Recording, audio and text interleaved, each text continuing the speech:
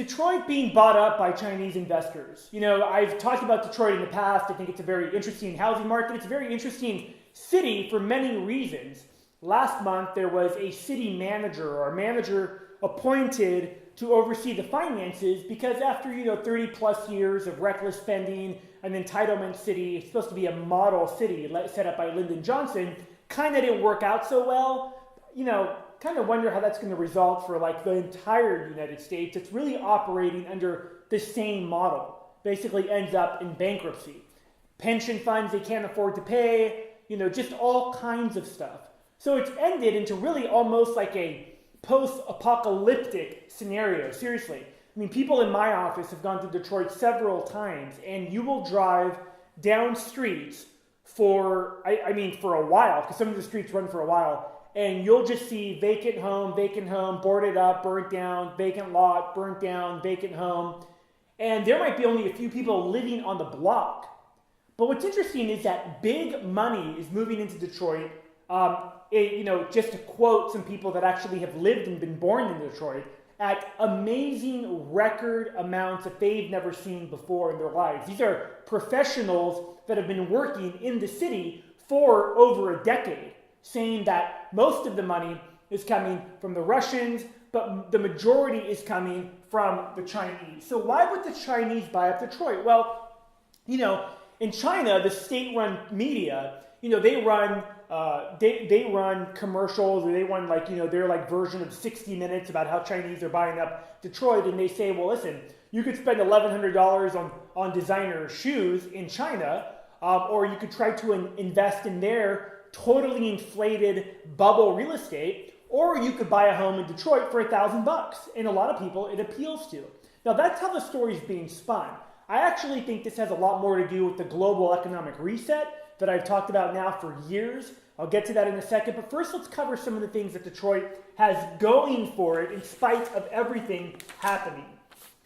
Detroit has a lot of factories. It used to be the factory hub, if you will, of the United States, whether it was cars, any type of manufacturing, really cars being one of the biggest ones, but many other things as well. And it didn't just have the cars, but it also had the transportation hubs to move the product all over the U.S., whether by train or freight or even by water, and moving it into Canada, all kinds of things. So these two things, start with the factories.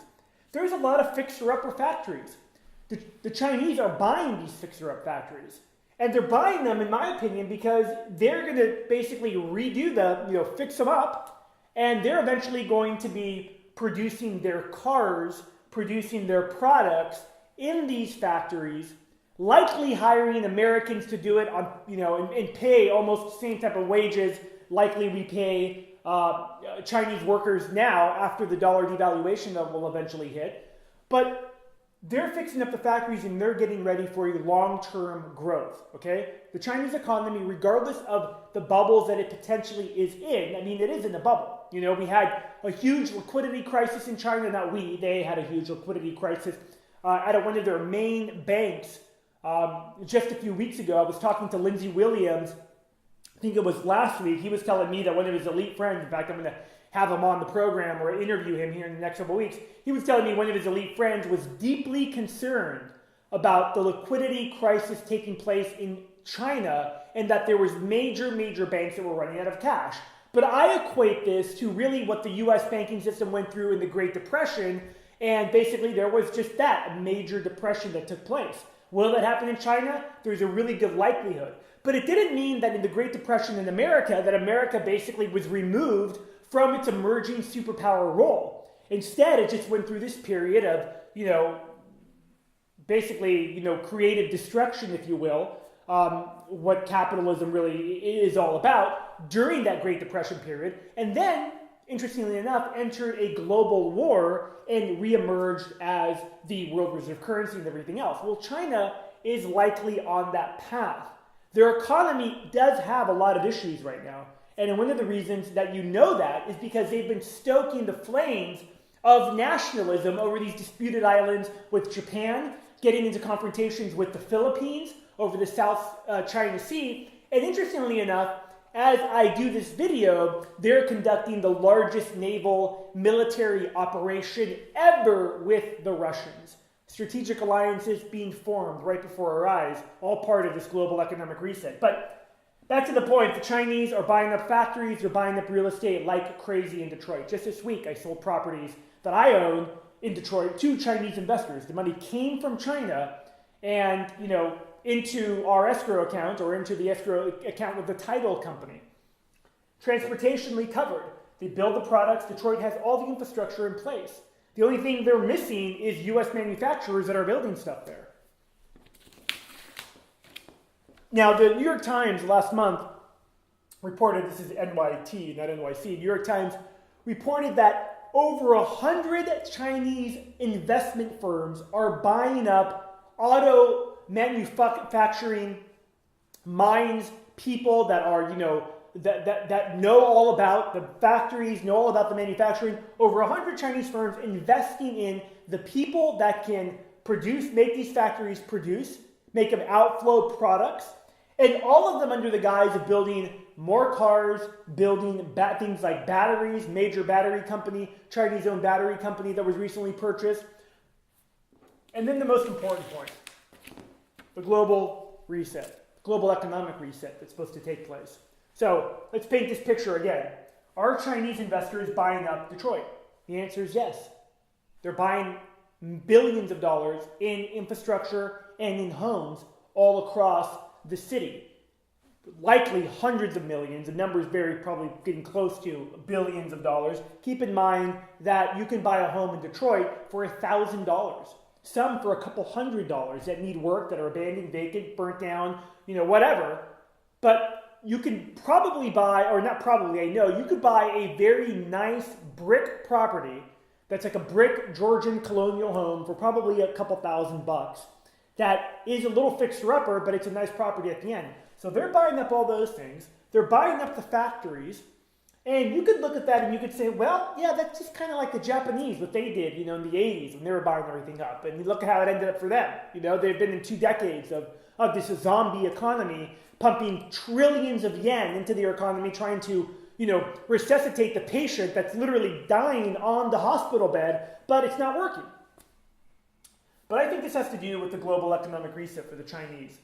In the global economic reset, which I believe will come about from some kind of global war. You see Syria is still absolutely heating up. You see Egypt, again, is absolutely on fire. The military is about to take over. In fact, they've given the current president right now 48 hours to basically either come to some kind of agreement with the other party, or they're going to basically take over. So the whole Middle East, everything's on fire, right? Painting the way for some kind of global conflict, and you see that already being set up. I talked about that in my New Alliances video. I talked about how the Russians, Vladimir Putin, is literally thumbing his nose at Obama, as are the Chinese, who just released Edward Snowden in spite of the U.S. government, extraditing him and saying they wanted to do everything they could to bring him to justice.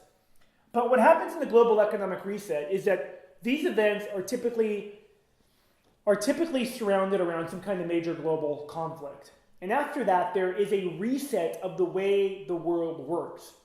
Their world reserve currencies are reorganized. In this case, it could be a Chinese gold-backed currency. It could be a basket of currencies.